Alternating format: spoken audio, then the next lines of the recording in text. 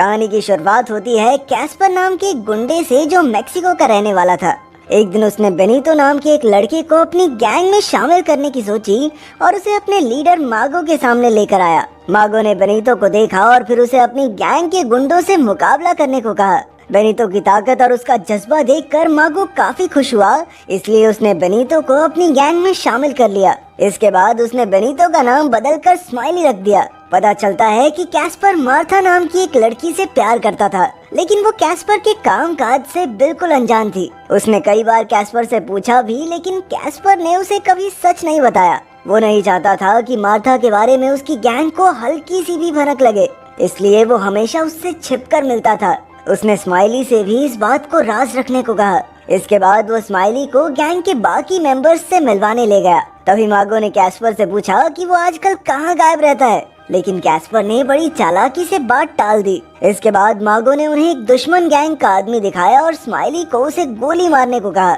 Smiley ने पहले कभी ऐसा काम नहीं किया था, तो वो थोड़ा हिचकिचा रहा था, इसलिए कैस्पर ने उसकी मदद की और गोली चलाते ही स्माइली उसकी गैंग का हिस्सा बन गया। गोली चलाने के बाद स्माइली काफी दुखी हो गया, पर मागो ने उसे समझाया कि जल्द ही उसे इसकी आदत हो जाएगी। बाद में जब कैस्पर मार्था से मिला तो वो काफी गुस्से में थी, क्योंकि कैस्पर अब तक उससे अपना राज छिपा रहा था। लेकिन तभी अचानक मागो वहां पहुंचा और जब उसने मार्था के बारे में पूछा तो कैस्पर ने झूठ कह दिया कि ये तो दूर की दोस्त है मेरी, मैं नहीं जानता इसे, ज्यादा लाड़ प्यार नहीं है हमारा। इस पर मार्था गुस्सा होकर वहां से चली गई। इसके बाद हम सायरा नाम की एक लड़की को देखते हैं जो अपने पिता और चाचा के साथ गैर कानूनी तरीके से मेक्सिको से अमेरिका जाने की फिराक में थी। जब वो तीनों साथ में एक जंगल से गुजर रहे थे तो उसके चाचा ने उसे एक फोन नंबर दिया और कहा कि अगर रास्ते में कुछ भी हो जाए तो वो इस नंबर पर उसके परिवार को खबर कर दे। इसके बाद वो चलते चलते मेक्सिको शहर तक पहुंचे और फिर उन्होंने गैर कानूनी तरीके से एक ट्रेन में छिपकर यूएसए जाने का फैसला किया।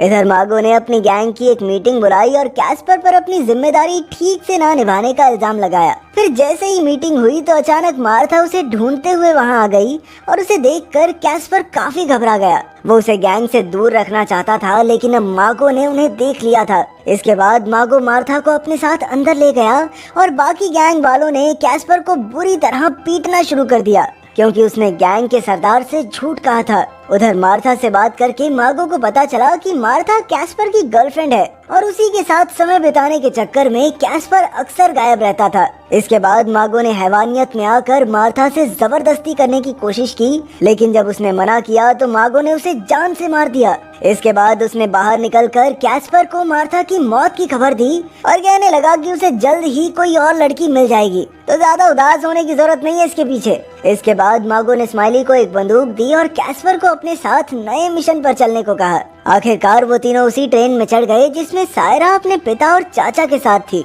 थोड़ी देर बाद भारी बारिश होने की वजह से ट्रेन रुक गई और अचानक मागो की गैंग ने लोगों को लूटना शुरू कर दिया। तभी मागो की नजर सायरा पर पड़ी और वो उस पर भी जोर जबरदस्ती करने लगा।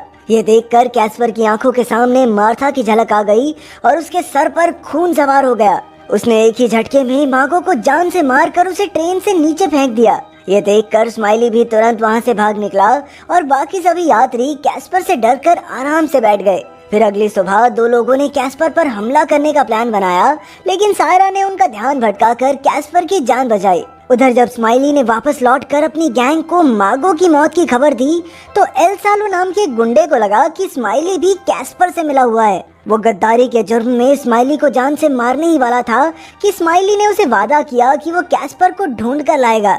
आखिरकार एल सालो मान गया और उसने स्माइली को एक बंदूक देकर कैस्पर को गोली मारने का ऑर्डर दिया, लेकिन साथ ही साथ उसने ये भी कहा कि अगर स्माइली कैस्पर को नहीं मार सका तो वो उसे जरूर मार देंगे। इसके बाद स्माइली वहां से निकल तो गया, लेकिन एल सालो को यकीन नहीं था कि वो ये काम सच में कर पाएगा, इसलिए उसने अमेरिका में मौजूद अपने साथियों से मदद मांगने का फैसला किया। उधर कैस्पर ट्रेन में ही सवार था जब एल सालो ने उसे मैसेज करके जान से मार डालने की धमकी दी। उसे कुछ समझ नहीं आ रहा था कि अब उसे क्या करना है, पर तभी सायरा ने वहां आकर उससे बातचीत की और उसे खाना दिया।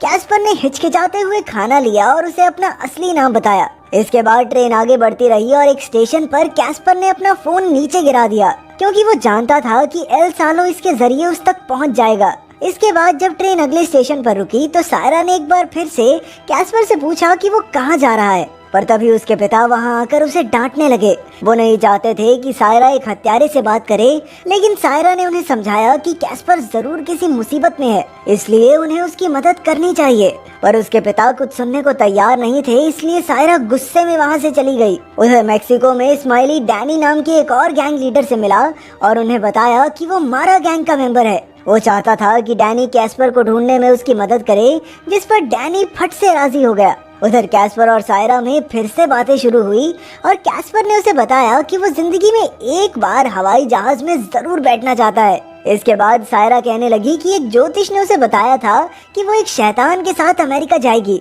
और अब उसे लगता है कि शायद वो कैस्पर ही है।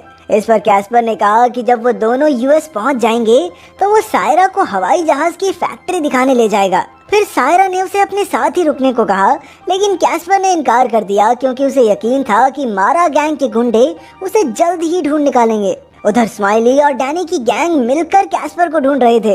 रास्ते में एक आदमी ने उन्हें बताया कि कैस्पर ट्रेन से यूएस जा रहा है। वहीं ट्रेन में जब अगला स्टेशन आने वाला था तो कैस्पर ने सभी यात्रियों को ट्रेन से उतरने को कहा, क्योंकि वो जानता था कि आगे पुलिस की तलाशी होगी जिसमें गैर कानूनी तरीके से यूएस जा रहे लोग पकड़े जाएंगे। उसकी बात मानकर सब स्टेशन से पहले ही उतर गए और चलकर आगे बढ़ने लगे। तभी अचानक कैस्पर को उन गैंग्स के गुंडे दिखाई दिए जो उसे मारने के लिए ढूंढ रहे थे। उसी वक्त गुंडों ने भी उसे देख लिया और वो उसका पीछा करने लगे, लेकिन कैस्पर किसी तरह छिपकर उनसे बच निकला। आखिरकार थोड़े समय बाद वो स्टेशन के आगे से ट्रेन पर वापस चढ़ा और तब उसकी सायरा के परिवार से भी दोस्ती हो गई। लेकिन जैसे ही सब आसपास वाले सो गए तो कैस्पर ट्रेन से उतर गया। इसके बाद वो यूं ही इधर उधर घूमने लगा क्योंकि उसे समझ नहीं आ रहा था कि उसे आगे कहाँ जाना चाहिए। लेकिन तभी उसने देखा कि सायरा भी ट्रेन से उतरकर उसके पीछे पीछे आ गई थी। अब कैस्पर ने दौड़कर उसे ट्रेन तक पहुंचाने की कोशिश की, लेकिन तब तक ट्रेन जा चुकी थी। अब कैस्पर को काफी चिंता होने लगी क्योंकि अगर सायरा उसके साथ रही तो वो गुंडे उसे भी मार डालेंगे। पर अब उसके पास कोई और चारा भी नहीं था, इसलिए वो सायरा को लेकर अपनी एक दोस्त जैस्मीन के घर पहुंचा और सायरा को सही सलामत अमेरिका पहुंचाने के लिए उसकी मदद मांगी। आखिरकार जैस्मीन मान गई और उसने उन दोनों को खाना खिलाया। फिर उसने सायरा को आराम करने भेज दिया और कैस्पर से बात की। तब कैस्पर ने उसे बताया कि वो सायरा को सरहद पार करवाकर उसके परिवार से मिलवाना चाहता है, लेकिन जैस्मीन को उसकी बात पर यकीन नहीं हुआ। उसने कैस्पर को बताया कि एल्सारो पहले ही उसे ढूंढता हुआ यहाँ तक आ चुका है और हो सकता है कि वो दोबारा भी आए। लेकिन कैस्पर को यकीन था कि जैस्मिन उसकी मदद जरूर करेगी। उधर ट्रेन पर जब सायरा के पिता की आंख खुली तो उन्होंने देखा कि सायरा ट्रेन से गायब थी। उसके चाचा ने कहा भी कि उन्हें रुककर सायरा का इंतजार करना चाहिए, लेकिन क्योंकि वो जानते ही नहीं थे कि सायरा इस वक्त है कहाँ, इसलिए उन्होंने ना चाहते हुए भी आगे बढ़ने का ही फैसला किया। वहीं दूसरी ओर जैस्मिन कैस्पर और सायरा को अपनी गाड़ी में छुपाकर सरहद तक ले आई, जहां से वो अगली गाड़ी पकड़कर यूएस पहुंच सकते थे। लेकिन उनके निकलते ही उसने कैस्पर को धोखा देते हुए एल्सालो को उसका पता बता दिया। वहीं जब कैस्पर और सायरा गाड़ी में बैठे तो कैस्पर मार्था की याद में उसकी वीडियोस देखने लगा। उसने सायरा से पूछा कि क्या उसे डर नहीं लगता, लेकिन सायरा को पूरा यकीन था कि कैस्पर उसे किसी भी मुसीबत से बचा लेगा। ये सुनकर कैस्पर ने उसे अपने शरीर के जख्म दिखाए जो उसे मागो की तरफ से लड़ते हुए मिले थे, लेकिन मागो को उसकी वफादारी की कोई कदर नहीं थी। उसने एक ही पल में उस लड़की को मार डाला जिससे वो बेहद प्यार करता था। कैस्पर को लगता था कि उसकी जिंदगी तो बर्बाद हो ही चुकी है और अगर सायरा उसके साथ रही तो उसकी जिंदगी भी तबाह हो जाएगी। खैर फिर वो गाड़ी में छिपकर किसी तरह चेक पॉइंट से आगे निकल आए। पर जैस्मीन के खबर करने के बाद एल्सालो के गुंडे भी कैस्पर के पीछे पीछे आ गए। उधर यूएस जा रही ट्रेन पर अचानक पुलिस तलाशी लेने पहुंची तो सायरा का बाप तो उन्हें देखते ही भाग निकला, लेकिन इस हड़बड़ी में वो अचानक ट्रेन से गिर गया और उसकी मौके पर ही मौत हो गई। वहीं दूसरी ओर सायरा और कैस्पर एक कैंप में पहुंचे जहां सायरा को कुछ लोग मिले जो उसके साथ पहले ट्रेन में जा रहे थे। जब सायरा ने उनसे अपने परिवार के बारे में पूछा तो पता चला कि उसके पिता की मौत हो गई है। ये खबर सुनकर वो पूरी तरह से टूट गई और एक चर्च में जाकर फूट फूट कर रोने लगी। तभी कैस्पर वहां आया और उसने सायरा को हौसला दिया। आखिरकार वो दोनों कैंप से बाहर आ गए और कैस्पर ने सायरा से वादा किया कि वो उसे न्यू जर्सी पहुंचा कर रहेगा। उसके पिता के मर जाने के बाद अब सायरा को ही अपनी छोटी बहनों का ध्यान रखना होगा। सायरा ने उससे वादा किया, लेकिन उसे कैस्पर की भी चिंता हो रही थी। सायरा ने कैस्पर को भी अपने साथ चलने को कहा और आखिरकार वो मान भी गया। इसके बाद वो दोनों चलते चलते एक नदी तक पहुँचे जिसके उस पार अमेरिका की जमीन थी। अब उन्होंने तैरकर ये नदी पार करने का फैसला किया। सबसे पहले सायरा नदी में कूदी, पर तभी अचानक एल सालो के आदमी वहां आ पहुंचे और उन्होंने कैस्पर पर हमला कर दिया।